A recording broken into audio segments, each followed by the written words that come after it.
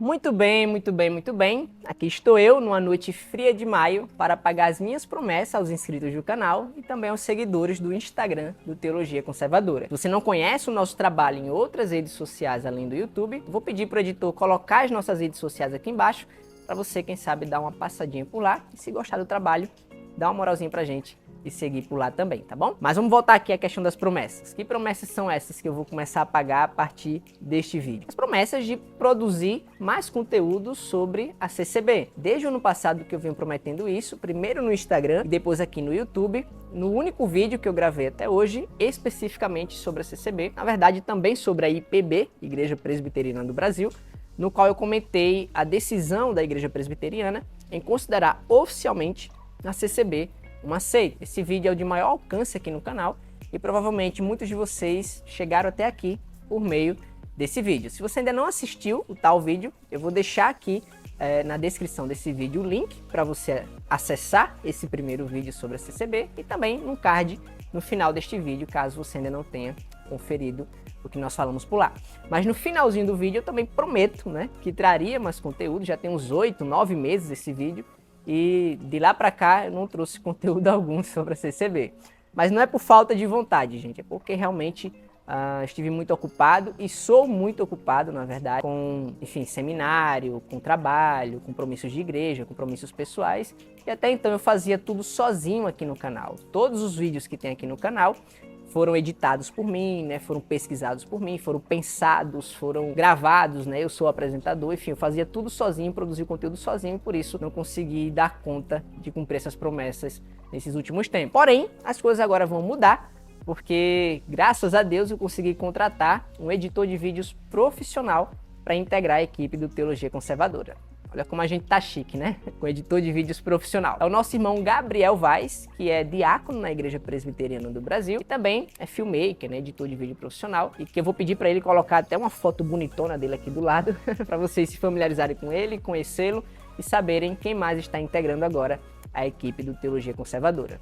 Então, boas-vindas ao Gabriel, seja muito bem-vindo ao nosso Ministério de Ensino e espero que essa parceria venha a ser frutífera para a glória de Deus. Bom, vamos lá, pagar as minhas promessas, acho até por isso que está chovendo hoje, é porque finalmente eu vou começar a produzir conteúdo, né, com maior frequência e especificamente sobre a CCB. Nos próximos meses eu pretendo gravar uma série de vídeos, né, sobre a Congregação Cristã do Brasil. Os primeiros serão comentando os documentos que a denominação produziu recentemente na sua RGE. A RGE, para quem não sabe, é a Reunião Geral de Ensinamentos da CCB, que geralmente acontece uma vez ao ano na Semana Santa. E neste ano de 2023, alguns documentos, né, muito interessantes foram produzidos pela CCB e eu vou comentar cada um deles além dos tópicos de ensinamento. Porém, não vou me restringir a isso, como eu falei, nos próximos meses eu vou pagar todas as promessas de vídeos, de conteúdos que eu falei para os seguidores lá no Instagram que gravaria, que comentaria. E com certeza vocês vão gostar, espero eu, né? Pelo menos os não CCBistas devem gostar. CCBistas já não sei, talvez me odeiem mais. Mas enfim, a minha expectativa é conseguir manter uma frequência semanal e nos próximos 4 ou 5 meses tratar exclusivamente da Congregação Cristã no Brasil. Eu espero conseguir manter agora essa frequência porque, como já falei, eu deleguei uma parte importante e demorada da produção de conteúdo aqui para o YouTube, que é a edição de vídeo. Acredito que com esse apoio do Gabriel eu vou ter mais tempo para finalmente pagar todas essas promessas. Se você ainda não é inscrito no canal, né, já fica aqui o alerta para você se inscrever e ativar o sininho se não quiser perder todos os vídeos dessa série que eu vou gravar. Neste vídeo agora que você está assistindo, eu vou começar comentando o documento da CCB a respeito de homossexualidade e ideologia de gênero. Esse vídeo ele vai estar dividido da seguinte maneira, a dinâmica será a seguinte. Na primeira metade desse vídeo, eu vou comentar os pontos positivos dessa circular, aqueles pontos assertivos em que a CCB escreveu bem, se posicionou bem e tratou com responsabilidade sobre esse tema. Ou seja, até os CCBistas vão gostar, provavelmente, dessa primeira metade do vídeo, porque ela será mais elogiosa. E vocês vão perceber também, né, no vídeo como um todo, que ele terá mais elogios, quantitativamente falando, do que críticas. Entretanto, nem tudo são flores, a circular não é perfeita na sua redação, e aí na segunda metade desse vídeo eu vou estabelecer 3 críticas, tá bom? A primeira crítica não é uma crítica corretiva, porque não se trata de um erro propriamente, mas sim de um uso inadequado do termo. Quando vocês chegarem lá, vocês vão saber que termo é esse, que uso inadequado foi esse. As outras duas críticas, essas sim são corretivas, pois se trata de uma correção a 2 erros teológicos que a CCB cometeu na redação da sua circular. O objetivo, obviamente, não é crítica pela crítica, mas sim uma crítica construtiva, né, que nos leve à reflexão e ao aprendizado teológico mediante esses problemas também que a circular trouxe. Dito isso, sem mais delongas, bora pro vídeo.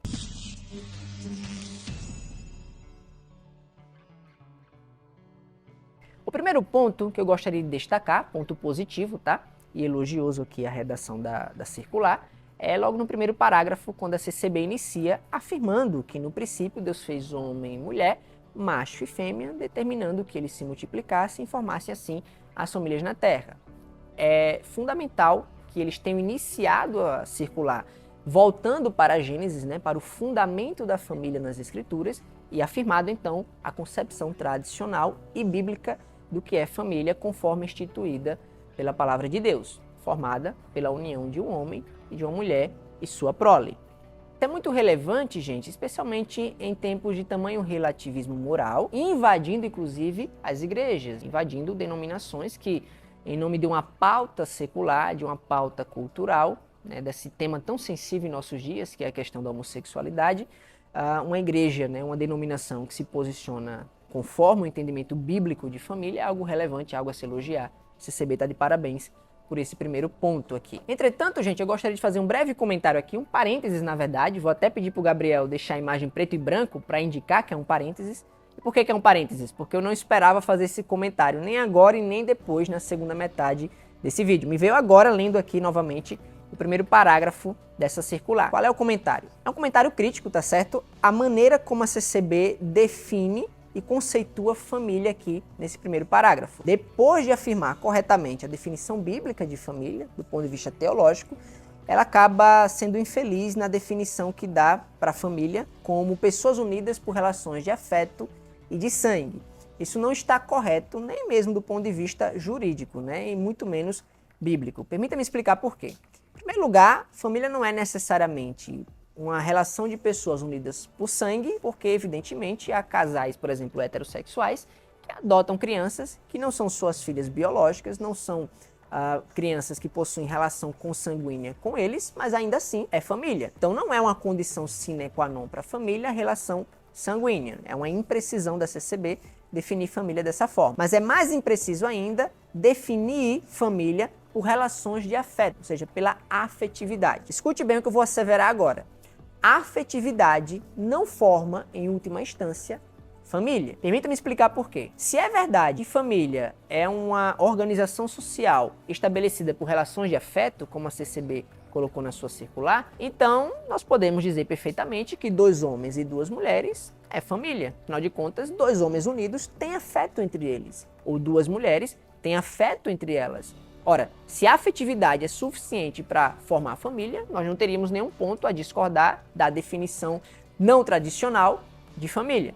Ora, se família é definida por afeto, então homem com homem, mulher com mulher é família também. Esse é o primeiro problema de definir família por meio da afetividade. O segundo ponto que é problemático em definir família por meio do afeto é que a afetividade é insuficiente para distinguir o matrimônio. Afinal de contas, se família é formada por relações de afeto, o que nos impediria, por exemplo, de dizer que uma relação de amizade também é família? Ora, uma relação de amizade tem afeto. Se relações de afeto formam família, então não há distinção entre o casamento, o matrimônio propriamente dito, e uma relação de amizade ou qualquer outro tipo de relação afetiva. A afetividade por si só não distingue o matrimônio, que é a célula inicial da própria família. E por último, a afetividade também é insuficiente para explicar o interesse do Estado, da esfera civil, no matrimônio. Afinal de contas, o Estado não está interessado nos nossos afetos, não está interessado se você se apaixonou por alguém, está morrendo de amores por alguém. O Estado não tem nenhum interesse nisso. Então, por que há um interesse do Estado em legislar a respeito do matrimônio, a respeito do casamento? Por que então o Estado se importa com essa instituição chamada matrimônio? Ora, certamente não é pela questão da afetividade, porque se fosse, então ele também se interessaria em legislar em proteger, em resguardar os direitos de uma relação de amizade ou de uma relação qualquer que possua afeto. A afetividade, por si só, é insuficiente, portanto, para explicar qual é o interesse particular do Estado no matrimônio. Por que é que o Estado procura e deve, juridicamente falando, proteger a família e garantir direitos inerentes à relação matrimonial. Eu não tenho como me aprofundar mais do que isso aqui nesse vídeo, sobre por que afeto não forma família em última instância, não é a afetividade que constitui a base conceitual de família. Isso porque, se eu fosse tratar desse assunto em detalhes aqui, se tornaria um longa-metragem, ou então eu precisaria gravar um outro vídeo à parte só para tocar nesse assunto, e eu não tenho essa disponibilidade, esse tempo. Mas graças a Deus que eu não preciso fazer isso, porque esse vídeo explicando por que afeto não forma família já existe aqui no YouTube. Trata-se do 5º episódio da série A Nova Família, disponível no canal Dois Dedos de Teologia, do teólogo Iago Martins. E lá, em um episódio de 40 minutos, está perfeitamente explicado qual é o problema de definir família com base no afeto. Como eu falei, existem esses argumentos que eu coloquei agora há pouco, né? Desses 3 problemas de definir família como relações de afeto, né? Baseada na afetividade. Mas lá eles aprofundam muito mais essa questão, até do ponto de vista jurídico também, de por que é problemático definir família assim. Então, para resumir, eu até acredito que a pessoa que escreveu essa circular, essa redação, ela estava bem intencionada ao tentar definir família dessa forma, mas provavelmente por ignorância, por falta de conhecimento, acabou sendo infeliz em definir família com base na afetividade. Se você quiser entender melhor esse ponto, se quiser se aprofundar, é só dar uma conferida nesse episódio em particular, que eu vou deixar passando aqui em cima, tá? O card para você ver esse episódio. Depois você volta aqui esse ponto do vídeo e assiste, ou então no link que eu vou deixar na descrição desse vídeo, também vai estar disponível este episódio em particular da série. E se você quiser assistir toda a série A Nova Família, que eu recomendo demais da conta, então você pode procurar a playlist aqui no canal chamada Sexualidade e Questões de Gênero, que está com todos os episódios dessa série disponíveis para vocês darem uma conferida. Eu vou deixar também o link dessa playlist aqui na descrição para vocês assistirem depois que terminar esse vídeo, tá bem? Entendido isso, fecho parênteses e vamos seguir com o vídeo. O segundo ponto positivo da circular da CCB está no segundo parágrafo, quando ela aponta para as Escrituras a fim de dizer que ela é a base na qual os cristãos devem pautar o seu comportamento. A gente sabe que, na prática, a CCB não tem as Escrituras assim em tão autoestima. Na mentalidade típica de um CCBista, as pregações tidas por reveladas, elas têm maior estima para eles do que a própria Bíblia Sagrada. Entretanto, ainda assim, não deixa de ser positivo que na redação dessa circular tenham apontado para as Escrituras como fonte de fé e prática cristã, especialmente, novamente, nesse período de tanto relativismo dos nossos dias, relativismo inclusive da verdade. Apontar para as Escrituras como a verdade na qual nós devemos nos pautar é algo positivo dessa circular. E no final desse segundo parágrafo, a CCB traz um argumento que é calcanhar de Aquiles da militância LGBT, particularmente daqueles que querem ressignificar o casamento, o matrimônio, que foi dizer que pessoas do mesmo sexo não podem gerar filhos. Ora, a geração de prole é uma característica categórica das relações heteroafetivas e que, portanto, distinguem o matrimônio. A potencialidade categórica de casais heterossexuais gerarem novos indivíduos é um distintivo do casamento. Em grande medida, nós chamamos o matrimônio como matrimônio em razão dessa potencialidade categórica. E perceba o termo que eu estou utilizando, potencialidade categórica ou categoricamente a relação heterossexual ser aquela que dá sequência à espécie. E você nem precisa ser religioso, não precisa acreditar na Bíblia, ser cristão, o que seja, para entender como essa característica é tão fundamental na definição de matrimônio, na definição de casamento, que é a célula inicial da própria família. Veja, eu vou fazer a seguinte ilustração para você entender como você não precisa ser religioso para entender esse ponto. Imagine por um momento que a Terra fosse resetada, começasse do zero, e nessa nova Terra, que começou do zero, não existe Bíblia, não existe cristianismo, não existe qualquer outra religião, não existe qualquer ideia, sequer ideia de uma divindade, tá? Só existe nessa Terra resetada um punhado de pessoas que começam a se relacionar de todas as formas possíveis, tá? Enfim, homem com homem, mulher com mulher, homens com mulheres, todo tipo de relacionamento acontece nessa nova terra. Mas, curiosamente, com o passar do tempo, essas pessoas, esse pequeno punhado de pessoas nessa terra resetada, neste novo cenário, sem religião, ok? Elas percebem que somente as relações entre homens e mulheres é que geram novos indivíduos.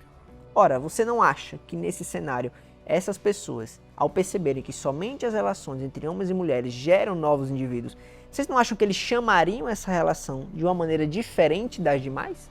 Afinal de contas, existe todo tipo de relação, mas somente esta gera novos indivíduos.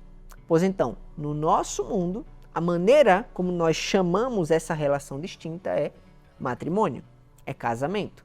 Veja, você não precisa ser religioso, não precisa ser cristão, não precisa acreditar na Bíblia ou mesmo em Deus para perceber como a relação entre pessoas de sexo oposto que gera ou que categoricamente é capaz, tem um potencial de gerar novos indivíduos, deve ser então denominada de uma maneira distinta. E a maneira como nós denominamos essa relação é especificamente matrimônio, a célula base da instituição familiar. Aí nesta hora, um militante LGBT poderá dizer assim para você: então você quer dizer que casais heterossexuais que não têm filhos, ou que não podem ter filhos, não são por isso casamento? E de fato, existem casais heterossexuais que não têm filhos por N razões. Ou porque um dos cônjuges é infértil, ou porque casaram já na terceira idade e a mulher já não está mais no período fértil, ou ainda porque decidiram simplesmente não ter filhos. Porventura, deixa de ser casamento porque não tem filhos? E a resposta para isso é não, porque categoricamente, aqui está a importância desse termo que eu vim usando, categoricamente, homem e mulher ainda são as partes correspondentes de uma relação que ordinariamente gera novos indivíduos, ou seja, dessa configuração relacional que é entre o homem e uma mulher e que possui a potencialidade da geração de novos indivíduos. Então, categoricamente, um casal heterossexual ainda é casamento, ainda é tido por matrimônio, porque eles se configuram como esta relação que categoricamente gera novos indivíduos. A relação entre dois homens e duas mulheres em nenhum cenário gera novos indivíduos, mas a relação entre homem e mulher, ainda que não tenha filhos, categoricamente se configura ou se enquadra ou se adequa a essa configuração familiar, essa configuração relacional que gera novos indivíduos. Um terceiro ponto a se elogiar na redação aqui dessa circular da CCB é no terceiro parágrafo, quando a CCB apela para o argumento biológico, particularmente a genética. Ela fala sobre a inexistência de um gene homoafetivo. E isso aqui, na minha opinião, é genial, é um argumento que é um calcanhar de Aquiles para a militância LGBT, porque no final do século passado a militância estava empolvorosa, ansiosa por encontrar um gene que condicionasse o comportamento homossexual, a procura pelo tal gene gay. Entretanto, no início do século, a militância recebeu um banho de água fria quando o genoma humano foi finalmente mapeado, foi completamente mapeado e não se encontrou nenhuma sequência cromossômica que condicionasse o comportamento homossexual. Com isso, eles tiveram, digamos assim, a sua expectativa por um argumento biológico frustrada. E é interessante como para a militância, a biologia só convém quando lhe é favorável. Então, a biologia é só na conveniência. Por exemplo, é muito comum, no debate com a militância LGBT, eles lançarem mão do seguinte argumento biológico. Existem espécies de animais da natureza que têm relações homossexuais entre si, entre indivíduos do mesmo sexo. Veja os golfinhos, por exemplo. Golfinhos, dois machos se relacionam entre os golfinhos. E é uma coisa que eles ignoram nesse ponto de vista, que diferentemente das demais espécies animais, a espécie humana é uma espécie moral. Ela tem um aspecto da moralidade que nenhuma espécie na natureza possui. Então, nesse momento, a biologia para a militância convém, mas ignoram também convenientemente esse aspecto de que a raça humana, diferentemente das demais, é uma raça moral, uma raça nesse sentido superior a qualquer outra espécie animal da natureza que não possui moralidade como nós possuímos. Curiosamente, a militância LGBT ignora a biologia quando não convém, Por exemplo, quando nós falamos sobre a influência dos cromossomos sexuais na orientação sexual também da maioria das pessoas. Afinal de contas, para a maioria das pessoas que nascem XX ou XY, elas tendem, respectivamente, a sentirem-se em gênero mulher e homem. Ou então, quando nós apontamos para a obviedade da diferença anatômica e da complementaridade anatômica dos órgãos sexuais masculino e feminino. Nós precisamos reconhecer que, de fato, na discussão sobre teoria de gênero, a questão da biologia, né, do argumento genético, tem pouca eficácia. Afinal de contas, a teoria de gênero não é uma teoria da biologia, é uma teoria da sociologia. A ideia por trás da chamada popularmente ideologia de gênero é que sexo e gênero são coisas distintas, né? Que a pessoa pode nascer de determinado sexo, mas sentir-se em gênero de outro sexo. E por isso mesmo a questão aí do cromossomo sexual, ou mesmo da complementaridade entre órgãos sexuais, acaba, para os defensores dessas teorias, não tendo muita relevância, visto que não é uma teoria biológica, é uma teoria que convenientemente é apenas sociológica. É uma falsa teoria, por óbvio, e até mesmo um dos ideólogos, um dos maiores ideólogos da ideologia de gênero, acabou dando um tiro no pé quando tentou comprovar a suposta veracidade da teoria de gênero. A ideia, né, que o gênero é algo que se constrói, é algo que se adquire na sua formação sexual, né, a partir do amadurecimento de cada indivíduo. Esse ideólogo, né, que tentou provar essa sua teoria, mas acabou dando tiro no pé, foi o Dr. John Money. Vocês devem conhecer, não sei, se não vai conhecer agora, o famoso caso dos irmãos Reimer. Os irmãos Reimer foram dois irmãos gêmeos meninos, tá certo? Nasceram meninos, mas infelizmente um deles, eu não vou lembrar aqui o nome dos dois em particular, estou falando de cabeça, mas um deles teve um acidente durante uma operação de fimose, alguma coisa assim, em que a sua genitália acabou sendo cauterizada. E aí, os pais dos irmãos Reimer acabaram levando, né, o casal de gêmeos, casal não, né, porque não era um menino e menina, eram dois irmãos gêmeos, né, dois meninos, tá, gêmeos. Acabaram levando para o Dr. John Money analisar o caso, e aí o Dr. John Money viu nessa situação a possibilidade dele testar a sua teoria e supostamente comprovar a sua veracidade. O que ele sugeriu aos pais dos irmãos Reimer foi criar o menino que não estava com a genitália deformada como menino, de fato, mas o outro irmão gêmeo que teve a genitália cauterizada foi mutilado de vez, né? Terminou de ser mutilado, e então a sugestão dele é que o criasse como menina. Salvo engano, deram o nome de Brenda, se não falha a memória aqui, faz algum tempo que eu pesquisei esse caso. Mas o fato é que assim foi feito, os dois foram criados dessa forma, e o menino que foi criado como menina, para supostamente provar a teoria de Money de que gênero é algo adquirido, né? É socialmente formado, que não é vinculado à biologia, não é vinculado à genética, à maneira, ao sexo com o qual o indivíduo nasceu, esse menino acabou tendo muitos traumas, que foi criado como menina, mas não se percebia como tal, né? E aos 14 anos, em conversa com a sua mãe, descobriu que a sua vida era uma farsa, descobriu por que dele não se encaixar tão bem socialmente, descobriu por que ele não tinha interesses por coisas de meninas, né? Como que a sua biologia, né? A testosterona correndo no sangue o fazia não se sentir adequado à maneira como estava sendo criado. Enfim, no final das contas ele acabou voltando, né, a assumir o gênero masculino, mas teve uma vida tão sofrida e foi tão psicologicamente abalado por essa teoria do Dr. John Money, né, pela ideologia de gênero, que infelizmente acabou tirando a própria vida. A história terminou da maneira trágica, mas ao mesmo tempo acabou sendo um tiro que saiu pela culatra, onde o Dr. Money, na tentativa de provar a suposta veracidade de sua teoria, de sua ideologia, que era essa teoria de gênero, acabou por demonstrar o contrário, por demonstrar a falsidade dela, de que sim, há influência e há vínculo entre sexo e gênero, como não são coisas separáveis. É um caso famoso, e se você também tiver interesse por conhecê-lo maiormente, pesquisa na internet, você vai encontrar excelentes artigos sobre o caso dos irmãos Reimer e esse experimento fracassado do ideólogo da ideologia de gênero chamado Dr. John Money. A partir do 6º parágrafo, a CCB busca trazer um equilíbrio para circular, uma vez que passou os 5 parágrafos anteriores, a primeira página, afirmando e sustentando o posicionamento bíblico sobre o que a Bíblia diz acerca da prática homossexual, que é pecado e que desonra a Deus. Uma vez que afirmou categoricamente isso, agora a CCB busca trazer um equilíbrio, afirmando que as inclinações pecaminosas, particularmente de cunho sexual, não são somente algo que afeta pessoas que têm atração por pessoas do mesmo sexo, mas também os heterossexuais, que sentem atração por pessoas do sexo oposto.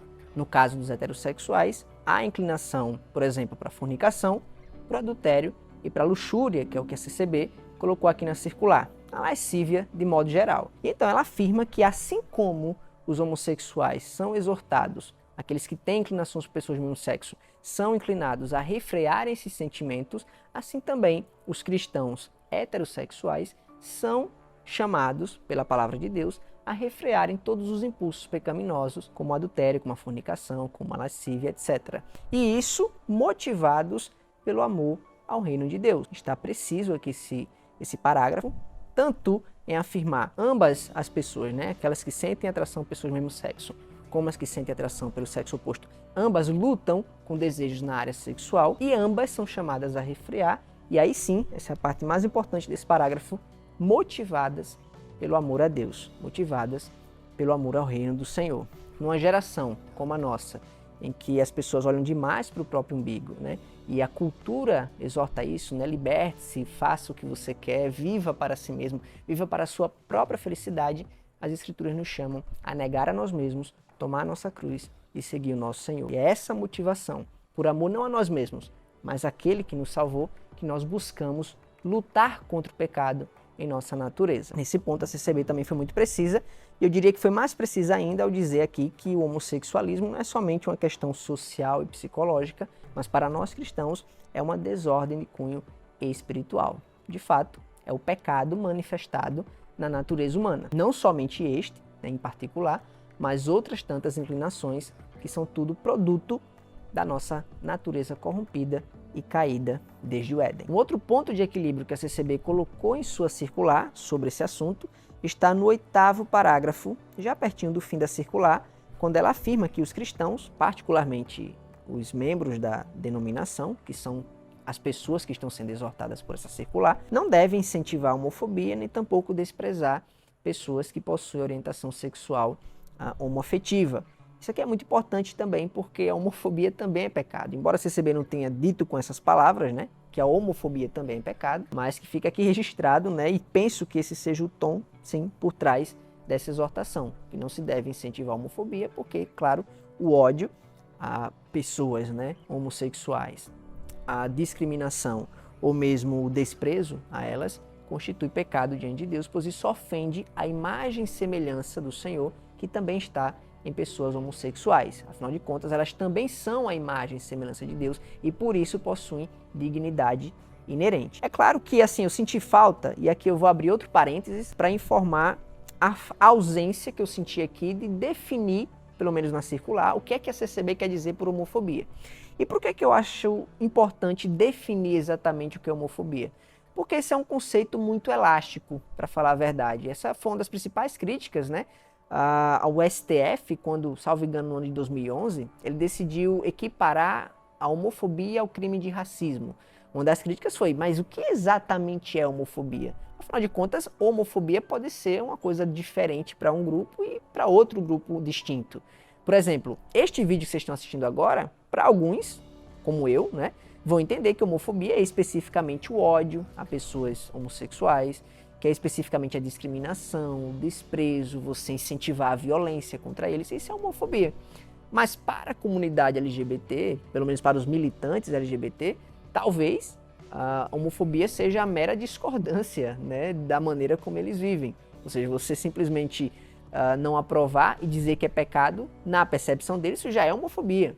Percebe o problema? Como não definir exatamente o que se quer dizer com esse conceito deixa um vácuo, deixa um branco. E aqui fica essa crítica que eu não esperava fazer, estou fazendo agora que eu estou relendo aqui a circular, é que eu senti a ausência da definição exata do que a CCB entende por homofobia. Nesse vídeo que vocês estão assistindo, claramente eu não fui em nenhum momento homofóbico, eu não incentivei em nenhum momento aqui violência a homossexuais, não incentivei discriminação, não defendi perda de direitos humanos e necessários e inalienáveis para pessoas homossexuais. Eu não defendi nada disso, né? Então não fui em nenhum momento homofóbico. Mas com toda certeza haverá pessoas da comunidade LGBT, militantes aqui nos comentários, inclusive, afirmando Que esse vídeo é homofóbico e que eu fui homofóbico. mesmo que eu não tenha em nenhum momento sido desrespeitoso no sentido de incentivar uma violência, discriminação, qualquer coisa parecida contra LGBTs. Não fiz isso em nenhum momento, mas para algumas pessoas esse vídeo não será homofóbico, não é homofóbico, mas para outras será entendido de repente como um vídeo homofóbico por causa dessa elasticidade do conceito, né? Elasticidade do termo homofobia. Então senti falta, sinceramente, de que a CCB deixasse mais claro uma definição para o que ela quer dizer por homofobia. Está corretíssima a exortação de não ser homofóbico, né? De que os cristãos não devem ser homofóbicos. Entretanto, sem essa definição exata, fica um vácuo que eu senti particularmente a ausência aqui nessa circular. Por último, né, o último ponto positivo que eu gostaria de enaltecer aqui na circular da CCB fica no 9º parágrafo, quando ela termina afirmando que a igreja, isso aqui para mim provavelmente é a parte mais bonita dessa circular, que a igreja deve ser um abrigo para todas as pessoas. Nesse sentido, a igreja é bem inclusivista, tá certo? Ela realmente deve se abrir e abraçar pessoas diversas, né, de qualquer etnia, de qualquer cultura, situação social, política, econômica, e ela conclui falando também de pessoas de qualquer orientação sexual. Sim, elas devem ser recebidas em nosso meio. Igreja é lugar para pecadores, tá? É uma reunião de pecadores, embora o conceito do que é ser pecador na CCB seja um tanto distorcido, porque para eles pecador é especificamente só quem comete pecados sexuais. Quero dizer assim, no jargão, na mentalidade típica da CCB, quando eles falam, olha, o fulano é pecador, eles estão se referindo especificamente a alguém que cometeu adultério, fornicação, enfim, alguma coisa do tipo. Mas a verdade é que todos nós somos pecadores. E a igreja é lugar para tratar de pecadores, é um hospital espiritual e não é diferente com pessoas que sofrem tentações homoafetivas ou que vivem na prática homoafetiva. É óbvio que dentro da igreja, não está isso aqui na circular não, né? Mas a gente coloca aqui que dentro da igreja há uma necessidade de respeito àquele ambiente, né? E que essas pessoas vindo em nosso meio, vindo para a igreja, elas terão que respeitar a norma que se estabelece ali, não é? A palavra de Deus, a crença daquela comunidade. E, de igual maneira, serão muito respeitadas, muito bem-vindas e, como a CCB colocou no 9º parágrafo, recebidas com amor fraterno e paciente. Essa é a única maneira possível, né, de se receber pecadores, essa é a única maneira cabível para um cristão, e é por meio do amor, dessa recepção fraternal, que de repente o Senhor pode transformar a vida daqueles que lutam nessa área por meio do Evangelho, fazendo-os, quem sabe até, ou perderem a inclinação, né, homossexual ou qualquer outra inclinação pecaminosa, ou por outro lado, dar graça para suportar por amor ao reino de Deus. Então, esse é meu último elogio aqui aos pontos positivos que a carta da CCB trouxe sobre esse assunto. Agora, eu gostaria de ir para a segunda parte do vídeo, que eu falei no começo aqui, que seria a parte crítica, né, onde eu vou tecer 3 críticas, fora as outras, sei lá, 2 ou 3 que eu fiz até agora, né, que foram inesperadas. As que eu realmente havia planejado fazer, eu vou fazer agora, que são 3. A primeira não é uma crítica corretiva, como já havia dito, pois não se trata de um erro propriamente, mas de uma inadequação. E as outras 2, sim, são corretivas. Vamos para a primeira. A primeira crítica que eu gostaria de fazer, ela é basicamente ao uso do termo ideologia de gênero aqui nessa circular. Por que o uso desse termo ideologia de gênero não é adequado para a circular? Não é que esteja errado, tá? Eu particularmente entendo que sim, existe ideologia de gênero, há um forte aspecto ideológico por trás dessa pauta, né, na nossa cultura hoje em dia. Entretanto, tecnicamente falando, esse termo não é bem aceito na academia, tá? O termo correto ou mais preciso para se referir a esse assunto seria teoria de gênero. Na academia, quando digo academia, me refiro às universidades, tá?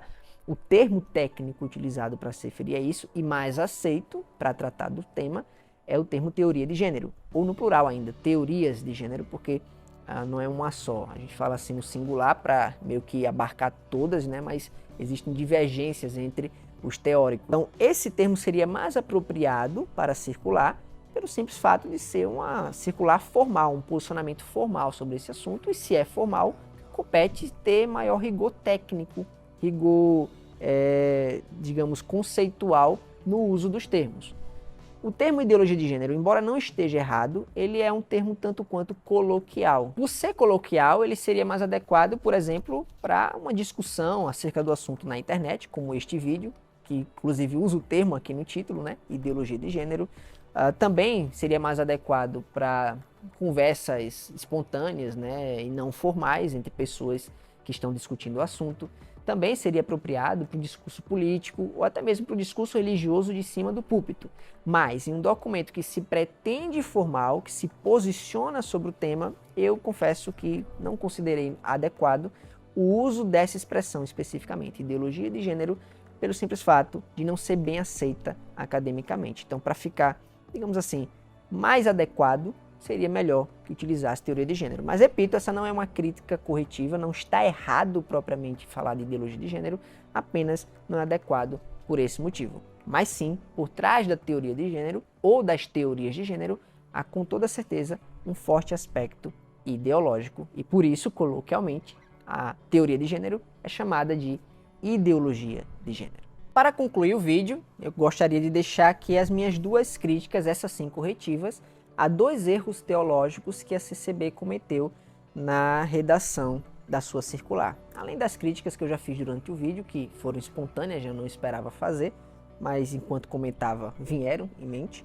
Mas essas duas em particular foram as que eu realmente havia planejado desde o início do vídeo fazer agora no final. O primeiro erro teológico que a CCB cometeu está no 7º parágrafo da circular, quando ela diz assim: a condenação divina não recai sobre os homens pelo fato isolado de sentirem atração física por outras pessoas do mesmo sexo, e sim por consumarem essa inclinação. Por que isso está errado, gente?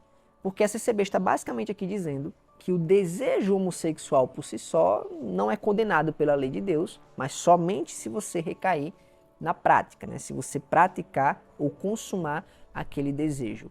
Só que não é isso que a Bíblia ensina. A Bíblia ensina que sim, o desejo pecaminoso já é por si só pecado. Por isso mesmo que é um desejo pecaminoso. Ele é produto da nossa inclinação para o mal, da nossa natureza corrompida. E claro, não somente o desejo homoafetivo. Qualquer desejo pecaminoso já é por si só pecado. Vejamos, por exemplo, o que Jesus falou lá no Sermão da Montanha, quando ele vai falar sobre o pecado do adultério, né? Na verdade, ele está falando ali sobre porneia, no original em grego, que serve para qualquer pecado de ordem sexual, mas a maioria das nossas traduções para a língua portuguesa traduz como adultério. E aí Jesus vai falar para o pessoal ali, né? Olha, ouviste o que foi dito aos antigos? Não adulterarás. E aí na mentalidade do judeu daquela época, era uma mentalidade similar da CCB aqui, nesse 7º parágrafo. Eles achavam que a quebra do mandamento só acontecia quando praticado o pecado. Eles achavam que era somente se, por exemplo, você se deitasse com a mulher do próximo, que somente isso que era o adultério. Mas aí Jesus fala, porém eu vos digo que aquele que se quer olhar para a mulher do seu próximo, aquele que se quer cobiçar, já em seu coração cometeu pecado. Perceba que Jesus, ele então traz uma nova dimensão de compreensão da lei de Deus. De que ela não sonda, ou ela não julga, ela não condena apenas a prática do pecado, mas também o desejo pelo pecado. E por isso ele fala, olha, só de desejar a mulher do seu próximo, você já quebrou o mandamento. Não precisa praticar o ato em si. Só de desejar, você já quebrou o mandamento. De igual maneira, quando Jesus vai falar, por exemplo, sobre o pecado de não matar, está lá no Sermão da Montanha, Jesus vai dizer, olha, ouviste o que foi dito aos antigos? Não matarás. Aí os judeus daquela época, Não, então, nesse pecado aí, nesse mandamento, lá dizendo, eu estou bem, nunca pequei esse pecado, que eu nunca matei ninguém, então nunca quebrei o mandamento de não matar. Só que aí Jesus olha para eles e fala, eu vos digo, em verdade eu vos digo, que só de odiar o teu irmão no seu coração, você já quebrou o mandamento, você já matou. Porque quando você odeia uma pessoa, quando você sente raiva de alguém, quando você tem rancor de uma pessoa, você a mata no seu coração e assim quebra o mandamento. Você não precisa tirar literalmente a vida da pessoa para quebrar o mandamento. Só o desejo, só o sentimento do ódio, da raiva, já é quebra do mandamento. Portanto, é muito claro, biblicamente falando, que não, o pecado ou a condenação mediante a lei de Deus não vem somente mediante a prática do pecado, mas o mero desejo pelo pecado já é condenável pela lei do Senhor. E não é que a lei de Deus seja ruim, seja má, que ela seja enfim, injusta. Pelo contrário, ela é perfeita, ela é santa, ela é justíssima, ela é maravilhosa, é santíssima. O problema é que nós não somos. Nós somos pecadores, nós somos maus, nós somos corrompidos, nós somos imperfeitos. A lei é perfeita, mas nós somos imperfeitos. E por isso que a lei, nesse sentido, nos condena. Ela revela o nosso pecado para que então não coloquemos as nossas esperanças nas nossas obras ou nos nossos méritos, mas única e exclusivamente nos méritos de Jesus Cristo. Nele que cumpriu perfeitamente a lei para que todo aquele que nele crê seja coberto por sua justiça e assim se apresente diante de Deus como justo diante do Senhor. Nossa justificação, portanto, não vem dos nossos méritos, mas sim da obra perfeita de Jesus Cristo que cumpriu a lei. Mas para nós, pecadores, né, mediante a leitura da lei de Deus, mediante a luz da lei de Deus, nossos desejos, até os nossos desejos pecaminosos, são condenáveis. E é por isso que está errado o que a CCB aqui coloca de dizer que, olha, a condenação divina, né, que vem mediante a lei de Deus, o julgamento divino, não recai sobre os homens só pelo fato isolado de sentirem atração física por outras pessoas do mesmo sexo. Mas a Bíblia diz que sim, o mero fato de sentir desejo por pessoa do outro sexo já é, por si só, algo proveniente da natureza corrompida. Já é, por si só, pecado. A CCB coloca, só se consumar essa inclinação. De jeito nenhum. Pode até se dizer que a prática, né, a consumação do pecado é um grau maior de pecaminosidade do que o mero desejo. Mas o desejo pecaminoso já é, por si só, pecado e claramente julgado e condenável perante a lei de Deus. Claro que isso deve nos levar ao arrependimento dos pecados, a perceber nossa pecaminosidade e então confiar na obra perfeita consumada por Jesus Cristo. Parece-me que esse problema, né, que infelizmente acometeu a redação da circular da CCB, seja lá quem foi que escreveu, é um problema mais generalizado, não é específico da CCB. Muitos cristãos hoje em dia tendem a fazer uma dicotomia nessa questão do pecado, né, entre tentação e prática. E aí dentro da tentação eles incluem o desejo e dizem, olha, a tentação por si só não é pecado. Só que aí é a tentação entendida juntamente com o desejo, né? Eles entendem que o desejo pecaminoso, o desejo pelo pecado está dentro dessa questão da tentação. E aí isso por si só não é pecado, a tentação incluído o desejo. Só é pecado se fizer a prática. Só que isso não é preciso, como já vimos do ponto de vista bíblico, porque como já demonstramos, especialmente pelas palavras do próprio Senhor Jesus no Sermão da Montanha, o desejo pecaminoso já é condenável perante Deus. Então a melhor maneira de você compreender esse processo do pecado não é fazer uma dicotomia entre tentação e prática, mas sim entre tentação, desejo e prática, onde sim, a primeira parte, que é a da tentação, não dá para dizer que é pecado, porque de fato isso não está sob a responsabilidade do indivíduo. Veja, você não pode impedir que os pássaros voem sobre a sua cabeça, mas pode impedir que sobre ela eles façam um ninho. Então você não pode impedir que a tentação venha sobre você, e por isso ela em si mesma não é pecado, mas o desejo proveniente da tentação, né, ou seja, que se segue à tentação, bem como a prática que se segue ao desejo, esses dois últimos, sim, são pecaminosos e já são condenáveis pela lei de Deus. A tentação seria o que, especificamente? Seria a oferta do pecado. De fato, a oferta do pecado não é para você pecador, para você indivíduo, melhor dizendo, o pecado, né? Não é pecaminoso, não é o condenável pela lei de Deus, porque você não tem como necessariamente evitar a oferta do pecado. Você até pode fugir, você até pode procurar caminhos de não ser colocado na tentação, mas inevitavelmente na vida das pessoas, dos cristãos, uma hora vem a tentação. E isso aí não pode ser imputado como pecado, porque você não tem como, muitas das vezes, controlar isso. Você não tem como, mesmo fugindo, evitar todas as possíveis tentações. Agora, o desejo que vem em seguida, mediante a tentação, e depois do desejo, eventualmente a prática, esses dois, pela lei de Deus, já são considerados pecado. E por isso está equivocado a CCB dizer que a condenação divina não recai sobre quem sente desejo homoafetivo. Sim, recai do mesmo jeito que recai sobre quem sente desejo por odiar o outro, por matar alguém, ou então por roubar. Quem sente desejo, meramente desejo, tá? Por, enfim, fornicação, qualquer que seja o pecado. Quem apenas sente o desejo, ainda que não pratique, já está em pecado segundo a lei de Deus. Não precisa da prática para ser considerado pecador perante a lei de Deus. Graças a Deus que nós somos salvos pela graça e não pela lei, porque de fato o nível de santidade da lei é esse. E por isso Nós não podemos baixar o nível como a CCB fez aqui, achando que somente a prática é que a lei condena. Não, ela também condena o desejo pecaminoso. E para encerrar, queridos, o meu comentário sobre essa circular da CCB, eu gostaria de fazer essa última observação crítica referente ao erro teológico que está no 8º parágrafo. Lembrando, o erro teológico anterior foi que no 7º parágrafo a CCB disse que não recaía condenação divina e, portanto, a lei de Deus não condenava o mero desejo pecaminoso, mas somente a prática pecaminosa, o que já demonstramos ser falso, porque sim, a lei de Deus também condena o desejo pecaminoso. Então, esse foi o primeiro erro teológico que eu já corrigi aqui. Já esse segundo erro teológico do 8º parágrafo acontece quando a CCB diz o seguinte, no 8º parágrafo: não está escrito que essa natureza de culpa, ou seja, o homossexualismo, seja maior do que a de outras listadas na Bíblia. O que a CCB está afirmando aqui é que a Bíblia não diz que o homossexualismo é um pecado mais grave do que outros na Bíblia. E isso, queridos, está errado, isso também é falso. Mas antes de demonstrar biblicamente como sim, a Bíblia demonstra que o homossexualismo possui um grau de perversidade maior do que outros pecados, cabe aqui algumas considerações. A primeira é que eu não estou dizendo, tá, que o homossexualismo é o pecado mais grave de toda a Bíblia. Há pecados mais graves do que ele. E é justamente esse o ponto aqui. A Bíblia não só apresenta pecados mais graves do que o homossexualismo, como também afirma que o homossexualismo está em um grau de pecaminosidade maior do que outros pecados. E aqui entra o segundo erro teológico dentro deste que a CCB cometeu nessa breve frase. O primeiro, mais imediato, é dizer que a Bíblia não apresenta o homossexualismo como um pecado mais grave do que outros.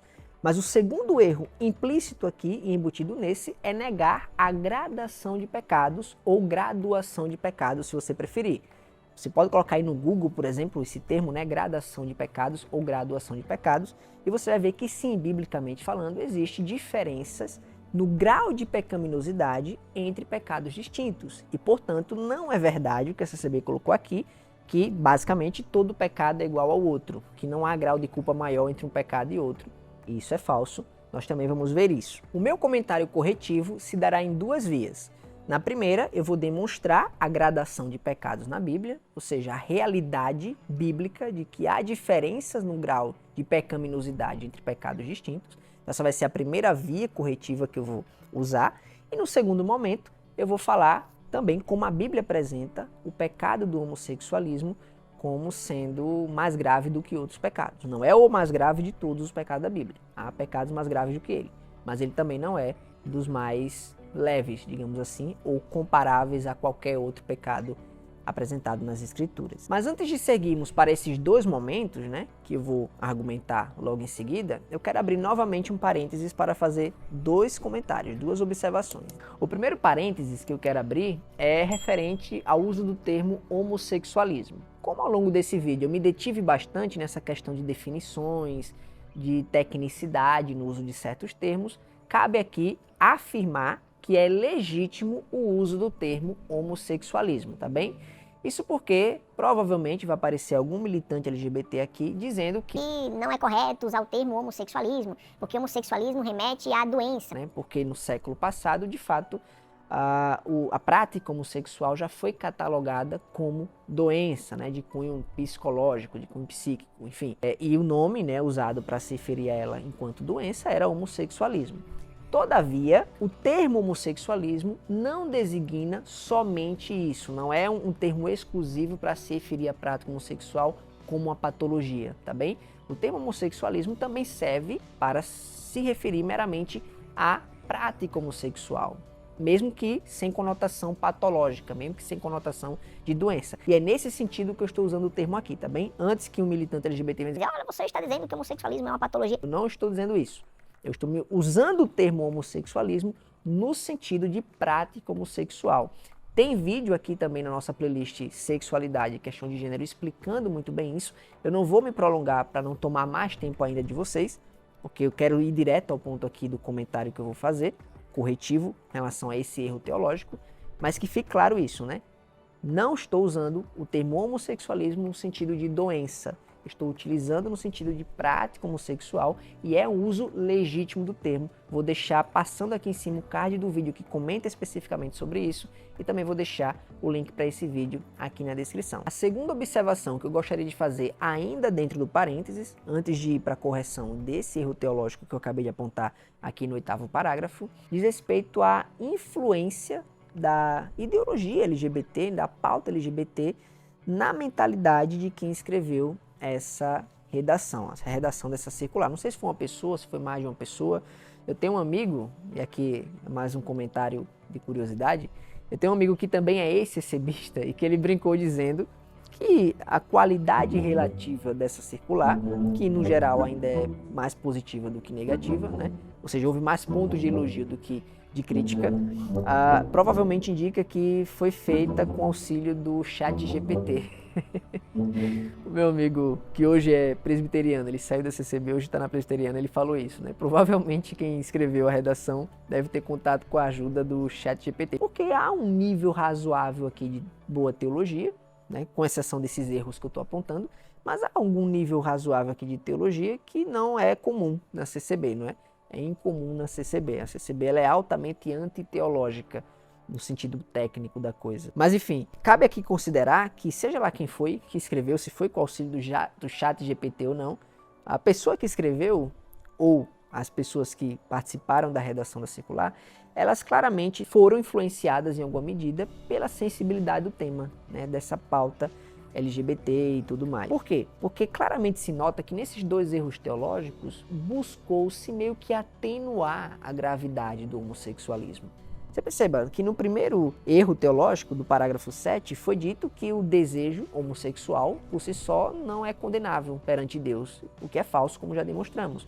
Mas você percebe que por trás desse erro teológico há uma tentativa, me parece, ainda que não intencional, mas meio que imperceptível, meio que até sem intenção, mas condicionada pela influência da pauta, há meio que uma tentativa de atenuar a gravidade do pecado. Olha, o desejo por si só não é pecado, é só a prática. Isso já revela que a mentalidade ou o raciocínio teológico da pessoa que escreveu essa circular foi influenciado pelo espírito do nosso tempo, pela sensibilidade do tema, ao ponto de tentar, nessa busca por equilibrar a circular, né, não só afirmando a questão do pecado, mas também da necessidade de amor, de não ser homofóbico, de receber essas pessoas na igreja, nessa tentativa de equilibrar a circular, acabou meio que equivocadamente atenuando, ou tentando atenuar a gravidade do homossexualismo. Primeiro dizendo que não, o desejo homossexual por si só não é pecado, o que é falso. E agora tentando equalizar ou tornar igual o pecado do homossexualismo a qualquer outro. Isso também está errado, que é o que nós vamos ver agora. Eu só queria registrar isso, né? A minha segunda observação.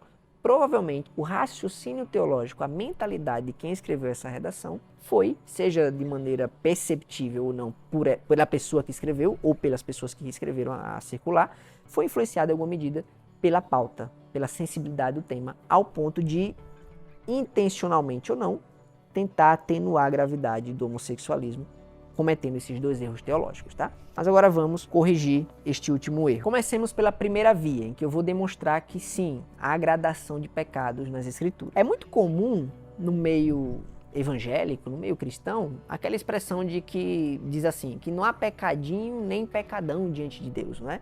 E a gente entende o que as pessoas querem dizer com isso, né? Que não há nem pecadinho nem pecadão. O que elas estão querendo dizer é que perante um Deus tão santo, de fato, não importa muito o grau do teu pecado. Qualquer pecado, mesmo o menor deles, já é suficiente para condenar o pecador à condenação eterna. Isso se ele não se arrepender dos seus pecados e não crer no Evangelho de Jesus Cristo. Por quê? Porque ofende a santidade de um Deus que é eternamente valioso, ele é infinito em valor.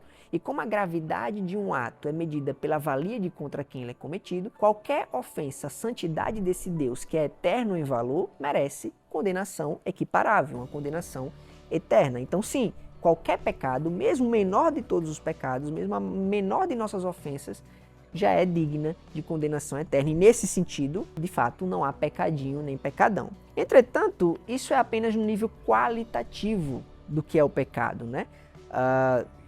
Qualitativamente falando, não faz diferença se você está pecando um pecado grande ou está pecando um pecado pequeno, porque se você não se arrepender dos pecados e não crer no Senhor Jesus, vai receber a justa recompensa, que é a condenação eterna, por esses seus pecados, por ofender a santidade de um Deus eternamente valioso.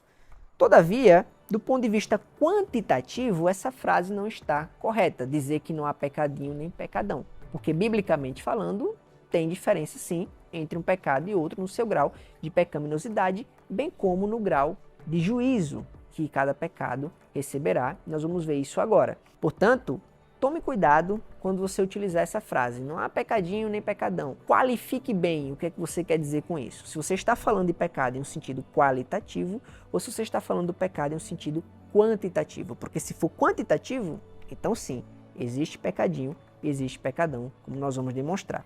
A pergunta que fica é, a CCB, quando diz que não está escrito na Bíblia que a natureza de culpa do homossexualismo é maior do que a de outros pecados, ela está falando de um ponto de vista qualitativo ou ela está falando de um ponto de vista quantitativo?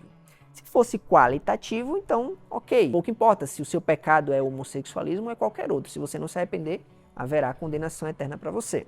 Se você não crê no Evangelho, se você não for redimido pelo sangue de Jesus, haverá condenação eterna para você. Pouco importa se é homossexualismo, se é qualquer outro pecado. Entretanto, é muito claro na redação dessa frase de que a CCB não está falando em termos qualitativos, ela está falando em termos quantitativos. E isso se revela pelo uso da expressão maior. Veja, ela está falando de grau de culpa, né? Quando ela diz que não está escrito que essa natureza de culpa, né, o homossexualismo, seja maior do que a de outras listadas na Bíblia. Perceba que quando ela fala sobre ser ou não maior, ela não está falando mais em termos qualitativos. Ela realmente está falando em termos quantitativos. E nesse sentido se equivoca, porque a Bíblia é muito clara, sim, em falar sobre gradação de pecados ou graduação de pecados, como eu já mencionei. Eu vou trazer aqui alguns textos das Escrituras que demonstram a realidade da gradação de pecados. Venham comigo para a Bíblia Sagrada. Em Provérbios, capítulo 6, versos 16 a 19, o autor bíblico diz o seguinte: há 6 coisas que o Senhor odeia e a 7ª sua alma abomina: olhos altivos, língua mentirosa, mãos que derramam sangue inocente, coração que traça planos perversos, pés que se apressam para fazer o mal, a testemunha falsa que espalha mentiras e aquele que provoca discórdia entre irmãos. O que é que eu quero notar com vocês aqui nesse texto? É que o autor bíblico ele começa dizendo, nessa lista de 7 pecados, que os 6 primeiros o Senhor odeia e o 7º a sua alma abomina. Perceba, os 7 obviamente são odiáveis aos olhos de Deus, né? Os 7, do ponto de vista qualitativo, são suficientes para condenar o pecador impenitente, ou seja, o pecador não arrependido. Mas é muito claro no texto bíblico que o autor busca colocar um maior grau de pecaminosidade ou um maior grau de reprovação aos olhos de Deus para o último pecado da lista. Por isso ele diz, olha, há 6 coisas que Deus odeia e a 7ª, ou seja, o último pecado da lista, a sua alma abomina. Isso já começa a demonstrar a realidade da gradação de pecados nas Escrituras. Aqui nós temos claramente uma lista com 7 pecados e desses 7, no último é colocado uma ênfase de maior pecaminosidade, de maior perversidade ou de maior abominação, conforme nós lemos no texto bíblico. Uma outra demonstração da gradação de perversidade entre pecados diferentes está na própria lei judaica do Antigo Testamento. Na lei judaica você vai encontrar alguns pecados que têm pena capital como juízo, ou seja, alguns pecados são punidos com a morte. Note, nem todos os pecados eram punidos com a morte, alguns pecados eram. Então, claramente, você nota aí mais uma vez, né, uma graduação de pecados, ao perceber que o juízo mudava a depender do tipo de pecado.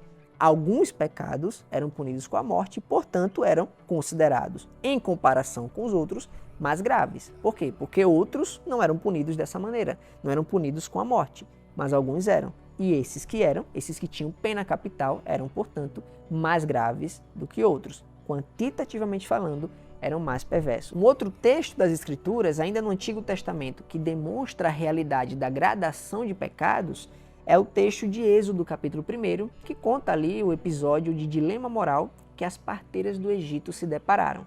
Vocês se lembram da história? Faraó havia ordenado às parteiras do Egito que matassem os meninos que nascessem das mulheres hebreias.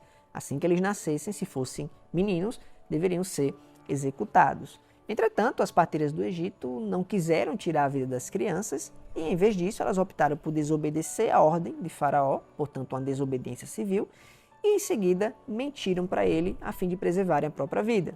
Elas disseram que as mulheres hebreias eram mulheres muito fortes e que tomavam as crianças antes que elas pudessem executar a ordem de Faraó, matando os meninos. E o texto bíblico diz que Deus abençoou a decisão e a escolha, pela escolha que tomaram, essas mulheres, essas parteiras do Egito, e que inclusive Deus deu a elas família, né? Deus abençoou, Deus as recompensou por elas terem tomado essa decisão sábia. Veja que elas se depararam com um dilema moral em que elas não tinham opção de não pecar. Necessariamente elas cometeriam um pecado. Ou elas matavam as crianças, assassinavam bebês, ou então elas, enfim, mentiam para preservar a própria vida. Eram as duas únicas opções possíveis. Não existia uma terceira possibilidade, não existia uma terceira via. Ou elas obedeciam o Faraó e matavam as crianças, ou desobedeciam e mentiam para se salvarem. E dentre esses dois males, dentre esses dois possíveis pecados, elas escolheram o que entenderam ser o pecado menos pior. Note que só tem sentido essa relação de um pecado ser menor do que o outro se existir diferença de pecaminosidade entre pecados distintos. Se todos os pecados são iguais, se não existe gradação de pecados, então não fazia diferença entre elas matarem as crianças e mentirem para preservar a própria vida. Só que na verdade fez diferença. Fez diferença por quê? Porque existe diferença em grau de pecaminosidade dentre pecados distintos. E veja bem, não é que Deus aprovou o pecado delas mentirem não, tá bom? Mas é que em um mundo quebrado, em um mundo afetado pelo pecado, né, pela queda, há, infelizmente na vida, às vezes algumas situações não ideais. Algumas situações que o pecado, o fato do mundo ser quebrado, acaba nos colocando e que são tratadas como dilemas éticos, como dilemas morais. Neste caso em particular, elas aplicaram uma ética que hoje em dia tem até nome, um nome chique, que é do absolutismo graduado. Você vai encontrar essa ideia do absolutismo graduado, né, que é a escolha entre um mal menor, entre opções somente males, né, de somente escolher algum mal, você não tem a opção de fazer nenhum bem, você necessariamente naquele dilema moral tem que tomar uma decisão que vai ter alguma penalidade, vai ter algum prejuízo, mas aí você vai escolher o prejuízo menor, você vai escolher o prejuízo menos danoso dentre outras opções que possuía. E aí o nome para isso, como já falei, é absolutismo graduado. Você vai encontrar mais explicadinho, mais detido essa questão de dilema moral, de você escolher um mal menor, no livro de Norman Geisler, chamado, acho que é Ética Cristã, não tenho certeza, estou falando aqui de cabeça, mas vou pedir para o Gabriel colocar o livro, a capa do livro aqui do lado. Nesse livro de Norman Geisler, ele vai falar, dentre outras questões de dilema moral, sobre o absolutismo graduado, que foi o que aconteceu nesse caso em particular das parteiras do Egito. Entre dois males que elas podiam escolher, elas escolheram aquele que é menos pior. E só tem sentido falar de um mal menor, de um menos pior, se necessariamente houver diferença de pecaminosidade entre pecados distintos. Por fim, para não ficar apenas no Antigo Testamento, um outro texto bíblico que demonstra a realidade da gradação de pecados é o texto que está lá em Mateus capítulo 11, versos 20 a 24, que diz o seguinte: Então Jesus começou a denunciar as cidades em que havia sido realizada a maioria dos seus milagres, porque não se arrependeram. Ai de você, Corazim, ai de você, Betsaida, porque se os milagres que foram realizados entre vocês tivessem sido realizados em Tiro e Sidom, há muito tempo elas se teriam arrependido, vestindo roupas de saco e cobrindo-se de cinzas. Mas eu lhes afirmo que no dia do juízo, olha, presta atenção nisso aqui, haverá menor rigor para Tiro e Sidom do que para vocês. E você, Cafarnaum, será elevada até o céu? Não, você descerá até o Hades. Se os milagres que em você foram realizados tivessem sido realizados em Sodoma, ela teria permanecido até hoje. Mas eu lhe afirmo que no dia do juízo haverá menor rigor para Sodoma do que para você. Pergunta: por que Jesus, nesse texto, está dizendo que para algumas cidades haveria um rigor de juízo maior do que para outras? No caso aqui, ele diz que o juízo sobre Corazim e sobre Betsaida seria maior do que o juízo sobre Tiro e Sidom. E em seguida ele fala que o julgamento sobre Cafarnaum seria maior do que o juízo sobre Sodoma. E a gente sabe muito bem como é que a cidade de Sodoma foi destruída, não é? Que Jesus está dizendo que o juízo sobre essas cidades seria maior do que de outras? Ora, porque o grau de pecaminosidade dessas cidades foi maior do que das outras. Ou seja, Corazim, Betsaida e Cafarnaum pecaram mais do que Tiro, Sidom e do que Sodoma. Mas que pecado maior foi esse? Que pecado mais intenso nessas cidades houve que justifique um juízo maior sobre elas? Ora, o pecado de terem rejeitado a mensagem do Evangelho, tendo o próprio Verbo encarnado, Jesus Cristo, o próprio Messias, andando entre elas. Perceba que nas cidades de Tiro, Sidom e Sodoma, Jesus não foi lá, não houve uma pregação do Evangelho propriamente, não houve revelação especial. Tudo que as cidades de Tiro, Sidom e Sodoma tiveram foi a revelação geral, que é a revelação da natureza e da consciência. Eu não vou entrar aqui em detalhes de teologia sistemática não, tá bom? O que compete a vocês saberem é que existem diferentes tipos de revelação de Deus, né? Existe a revelação geral, como já falei, é na natureza, porque a natureza revela a existência de Deus, como vai dizer o salmista lá no Salmo 19. Os céus anunciam a glória de Deus e o firmamento a obra de suas mãos. Ou seja, ele está falando aí de revelação geral. A natureza, né, ela revela que existe um Criador. De igual maneira, também, a revelação da consciência também é parte da revelação geral. Paulo vai falar dessa revelação na consciência lá em Romanos capítulo 2. Então essa revelação mais geral, que todo mundo tem, foi o que Tiro, Sidom e Sodoma tiveram. Entretanto, as cidades de Cafarnaum, as cidades de Corazim e a cidade de Betsaida, elas tiveram mais do que a revelação geral. Elas tiveram também a revelação especial. No caso, a própria pessoa de Jesus Cristo, o próprio Deus encarnado, andando entre eles, fazendo milagres entre eles e pregando, anunciando o evangelho do reino entre eles. Entretanto, mesmo essas cidades recebendo maior medida de revelação do que as outras, ou seja, indo para além da revelação geral, recebendo também a revelação especial do Senhor, ainda assim, elas não creram em Cristo e não se arrependeram dos seus pecados. Ou seja, as primeiras cidades, cidade de Sodoma, cidade de Tiro e de Sidom, rejeitaram a Deus mediante apenas a revelação geral. Mas as cidades de Betsaida, de Cafarnaum e de Corazim, elas rejeitaram a Deus mediante a revelação geral e também a revelação especial. Portanto, elas pecaram maiormente. Por quê? Porque receberam maior medida de luz e mesmo assim não se arrependeram. Sabe aquele ditado que diz assim, a quem mais é dado, mais é cobrado? Então, estas cidades tiveram maior medida de luz. Foi dado mais a elas e, portanto, a cobrança seria maior. E de fato foi. Jesus está dizendo, por que vocês não se arrependeram, mesmo recebendo maior medida de revelação, mesmo recebendo maior luz do que essas outras cidades que eu citei, então vocês receberão maior juízo do que elas, porque elas rejeitaram a Deus, mas com base apenas na revelação geral. Já vocês rejeitaram o reino com base na revelação geral e também recebendo a revelação especial. Eu mesmo, o Verbo encarnado, andando entre vocês, pregando o evangelho e fazendo milagres. E ainda assim, vocês não se arrependeram.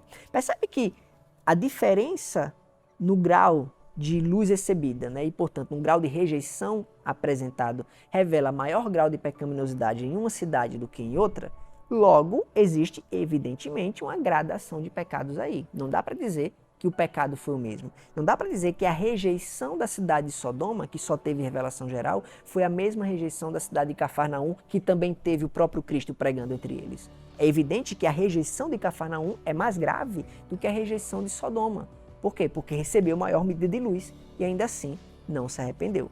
Fica claro com isso, né, que sim, a Bíblia apresenta claramente diferença no grau de pecado entre pecados diferentes. Por último, gente, para fechar essa primeira parte da minha correção a esse trecho da circular da CCB, eu vou agora apelar para um argumento extra-bíblico. Eu vou apelar aqui para um argumento jurídico, por assim dizer. Até a lei do homem, a lei humana, sabe que existem diferentes graus de, digamos, perversidade entre crimes diferentes. Se você vai no Código Penal, você vai perceber que o juízo, né, a condenação sobre diferentes tipos de crimes também é diferente. Você não tem a mesma pena para todo tipo de crime, porque há, evidentemente, diferença no grau aí de perversidade e de maldade em cada crime diferente. Para não pegar aqui muitos exemplos, eu vou citar um só. Pare para pensar no crime de homicídio, por exemplo. No crime de homicídio você tem basicamente dois tipos. Você tem o crime aí doloso, o homicídio doloso, que é quando há intenção de matar, E há também o crime culposo, o homicídio quando não há intenção de se matar. É evidente que o dolo, ou seja, a intencionalidade de cometer o crime, constitui um agravante para o réu, né? Aquele que está acusado daquele crime. De igual maneira, não dolo, né? Ou seja, apenas a culpa, que quando não teve intenção de cometer o crime, mas ainda assim cometeu, constitui um atenuante. E, portanto, o juízo sobre um homicídio doloso é maior do que o juízo sobre um homicídio culposo, porque no primeiro houve intenção de cometer o crime. Já no segundo, ainda que o crime tenha acontecido, não houve a intenção, por isso a pena é menor. Percebe que até na lei humana há claramente diferentes graus de juízo para diferentes medidas de crime, né, para diferentes crimes cometidos. E aqui até voltando para as escrituras, eu não tinha planejado falar isso, mas me veio agora também. Pare para pensar também na diferença de galardão que os salvos receberão. Ora, as escrituras deixam muito claro que haverá medidas de galardão diferentes para diferentes graus de santidade, diferentes graus de justiça. Quanto mais justo for o salvo, quanto mais santo ele for, maior será o seu galardão no céu.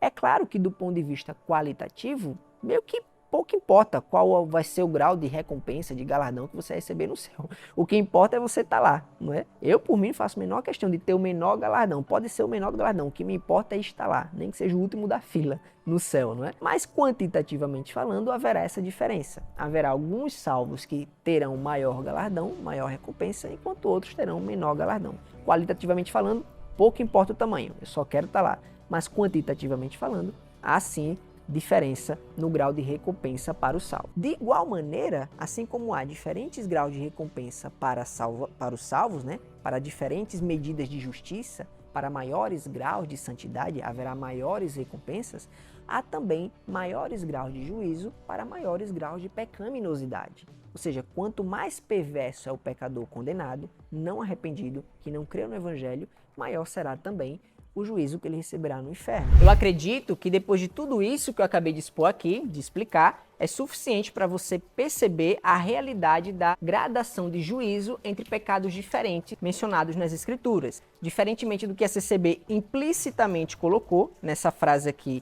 infeliz, do 8º parágrafo da circular, quando ela diz que não está escrito na palavra de Deus, nas Escrituras, que a natureza de culpa do homossexualismo seja maior do que a de outros pecados. Perceba que, por trás do texto, ou seja, no nível mais profundo, está sendo negado, em primeiro momento, a gradação entre pecados diferentes, né? A gradação de pecaminosidade, de perversidade entre pecados diferentes. É meio que uma tentativa de equalizar o grau de culpa do homossexualismo em relação a qualquer outro pecado, o que já demonstramos ser falso no que diz respeito a essa questão da gradação de pecados. Só que a negação explícita que de fato a CCB faz aqui é de que o homossexualismo seja um pecado mais grave do que outros. E isso também é falso. Nós vamos demonstrar agora, nesse segundo momento da nossa terceira crítica, conforme eu havia mencionado e explicado o que faria. Todavia, eu quero enfatizar novamente, como já coloquei nesse vídeo anteriormente, que eu não estou dizendo que o homossexualismo é o pecado mais grave que consta nas Escrituras. Entretanto, ele também não é igual a qualquer outro. Ele possui sim um grau de perversidade, de pecaminosidade maior do que outros, conforme nós vamos demonstrar nas Escrituras a partir de agora. A prática homossexual, queridos, é um dos poucos pecados nas Escrituras que é chamado de abominável aos olhos de Deus. Veja, pouquíssimos pecados nas Escrituras caem nessa categoria. Eu acho que eu mencionei isso alguns minutos atrás, quando citei aquele texto de Provérbios, capítulo 6, que fala sobre 6 coisas que Deus odeia e a 7ª a sua alma abomina. Poucos pecados entram nessa categoria de abominação. E uma vez que poucos pecados são chamados de abomináveis nas Escrituras, percebe-se que sim, há um teor maior, um grau maior de culpa que aparentemente as Escrituras colocam em determinados pecados. Não é que os outros pecados, os demais pecados, não sejam suficientes para condenar o pecador impenitente, o pecador não arrependido. Eles são.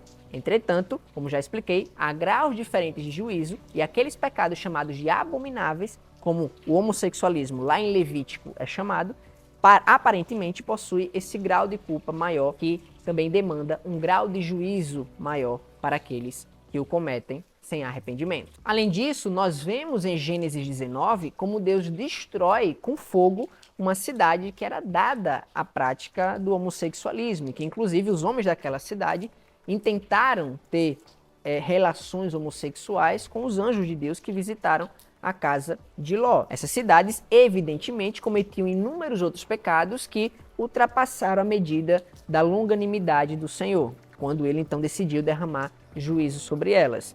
O profeta Ezequiel, lá no capítulo 16, verso 49, deixa muito claro outros pecados que também eram cometidos pelos sodomitas, pelos habitantes da cidade de Sodoma. No caso, Ezequiel menciona o pecado da soberba desses habitantes, bem como a maneira como eles tratavam os mais pobres e necessitados, com desprezo, o que também, evidentemente, é um pecado deplorável aos olhos do Senhor. Todavia, ainda que, evidentemente, o pecado do homossexualismo não era o único cometido em Sodoma, na narrativa de Gênesis 19, é este o pecado que é enfatizado pelo autor bíblico. Não é no mínimo curioso, para não dizer chamativo, que dentre tantos pecados cometidos pelos habitantes de Sodoma, o pecado especificamente escolhido pelo autor bíblico de Gênesis, no capítulo 19, para ser enfatizado, para ser mencionado, foi exatamente o pecado da inclinação homossexual dos habitantes daquela cidade. Veja, ele poderia ter mencionado a soberba dos habitantes daquela cidade. Ele poderia ter falado sobre o desprezo aos pobres que os habitantes de Sodoma desprezavam. Mas o pecado que o autor de Gênesis, quando vai descrever a destruição da cidade de Sodoma por meio do fogo, o pecado que ele enfatiza é exatamente a inclinação homossexual dos moradores daquela cidade. Ou seja, a narrativa prioriza mencionar esse pecado em particular, essa abominação que os habitantes de Sodoma quiseram fazer com os anjos do Senhor. O capítulo 19 de Gênesis parece-me claro em demonstrar como este pecado, o da prática homossexual, é particularmente abominável aos olhos do Senhor. E não à toa que a prática homossexual, por causa desse episódio de Gênesis 19, passou também a ser chamada de sodomia, né? E aqueles que praticam o sodomismo de sodomitas, em referência a esse episódio de Gênesis 19. O último argumento que demonstra o grau de pecaminosidade superior no homossexualismo em relação a outros pecados está baseado no argumento do apóstolo Paulo lá em Romanos capítulo 1, quando ele fala sobre a forma que os gentios desprezaram o Criador na sua revelação natural, na natureza, adorando mais a coisa formada do que o formador. E então foram entregues a paixões infames, e nesse momento em particular, dentre outros tantos pecados, o apóstolo Paulo fala sobre como os homens abandonaram o uso natural da mulher para inflamarem-se uns com os outros em sua sensualidade, e também as mulheres abandonaram o uso natural do homem para cometerem torpezas umas com as outras, né? Ou seja, para pecarem sexualmente umas com as outras, em relações homossexuais. Perceba como neste ponto em particular, o apóstolo Paulo aponta para como o homossexualismo corrompe com a correspondência sexual conforme Deus criou desde o princípio de todas as coisas para ser entre macho e fêmea. O homossexualismo corrompe com a natureza conforme Deus a formou. E aqui eu vou fazer até uma comparação que pode ser um pouco polêmica, mas entendo, está embasada em uma lógica natural, uma lógica criacional, que é a comparação, por exemplo, entre o pecado do homossexualismo com o adultério de um casal heterossexual, né? Ou seja, de um homem que trai sua esposa, por exemplo, com um amante e vice-versa, né? Uma mulher que trai o seu marido com outro homem.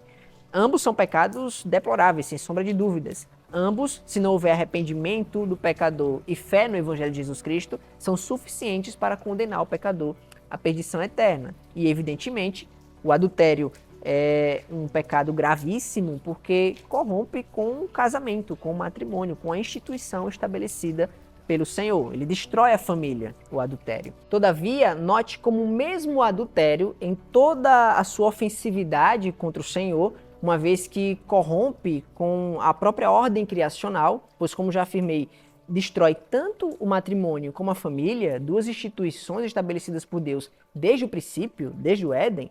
Porém, mesmo o adultério, em toda a sua gravidade, contra a santidade de Deus, contra a lei do Senhor, ele ainda consegue preservar o aspecto da correspondência natural entre macho e fêmea, quando cometido, claro, de maneira heterossexual, ou seja, quando o marido trai a sua esposa com outra mulher ou a mulher trai o seu marido com outro homem.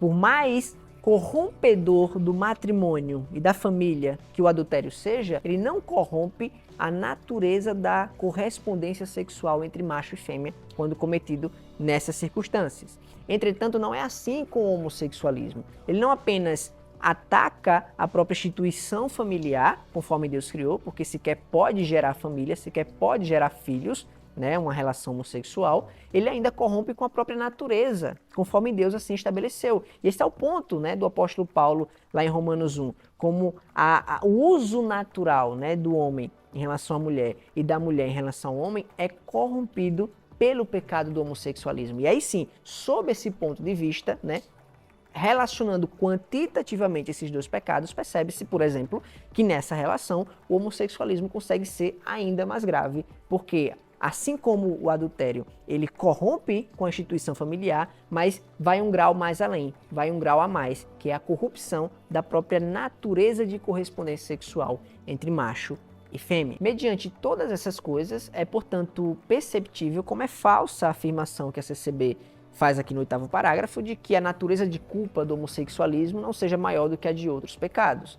Conforme demonstramos, é possível aferir sim, pela palavra de Deus, que há um grau de pecaminosidade mais intenso, maior, na prática do homossexualismo, até mesmo em relação a outros pecados de ordem sexual, que dirá pecados de outros âmbitos fora desse aspecto de pecados sexuais. Para finalizar esse vídeo, gente, eu quero concluir com uma palavra a todos os pecadores, assim como eu, que chegaram até aqui, que terminaram todo o vídeo, particularmente aos irmãos em Cristo que sofrem tentações na área homoafetiva, bem como todo aquele que eventualmente vive na prática desse pecado. A palavra que eu quero deixar é que há algo de errado em nós. Nós somos quebrados pelo pecado. E no nosso pecado, na nossa natureza pecaminosa, nós estamos em rebelião contra aquele que nos criou, aquele que nos formou, aquele que possui direito, sim, de dizer como quer que nós, suas criaturas, vivamos. E a maneira como Ele quer que nós vivamos é para a sua glória, para o seu louvor, pois somente nele é que encontraremos a verdadeira satisfação, a real completude que nada nesse mundo, muito menos o pecado, pode nos dar. É claro que a nossa natureza pecaminosa, ela não quer reconciliação com o Senhor. Pelo contrário, ela quer manter-se separada, em rebeldia, distante de Deus, porque ela odeia o Senhor e tudo o que provém dele, por causa do cativeiro do pecado que nos coloca em separação com o Senhor. A nossa carne, né, a nossa natureza pecaminosa, ela vai oferecer o pecado, essa falsa completude, esse falso senso de contentamento que não preenche o vazio do exato tamanho de Deus que há no coração de todo homem. Porque Deus nos criou para si, e como diria Agostinho de Hipona, o nosso coração não encontra descanso enquanto não estiver repousado nele.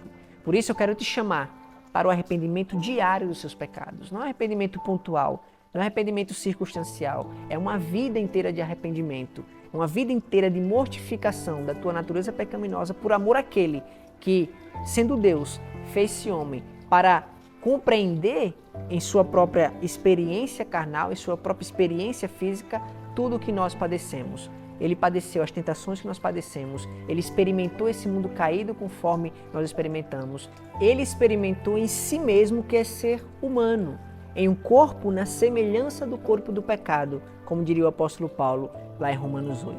Porém, sem nunca pecar, sem jamais ferir a lei de Deus, mas obedecendo perfeitamente até a morte e morte de cruz, tornando-se ao fim um sumo sacerdote compassivo, que entende as tuas dores, que entende os teus labores, que entende as tuas angústias, que entende as tuas aflições e por isso pode se compadecer de você e que está de braços abertos com a graça da salvação para te dar, se tão somente você se arrepender dos seus pecados e crer nele para a salvação e a vida eterna. Não troque de maneira nenhuma as delícias perpétuas que aguardam os salvos à destra do Deus Todo-Poderoso por um momento breve e ilusório de prazer que o pecado tem a oferecer, mas que ao final cobra sua conta, que é o preço da condenação eterna e da eterna separação de Deus.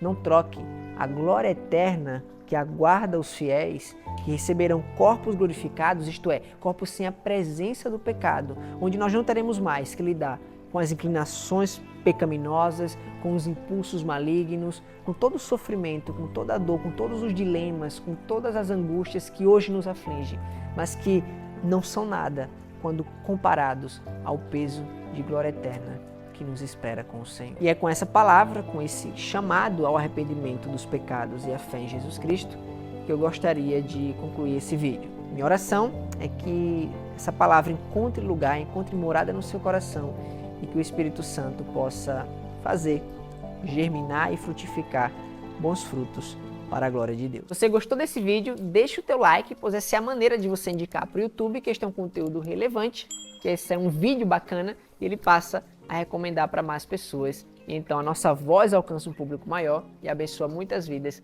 por meio desse conteúdo. E se você me suportou até aqui, né? Porque com certeza esse vídeo deve ter ficado com mais de 1 hora de duração. Eu estou gravando aqui, enfim, de material bruto, mais de 1h30 provavelmente.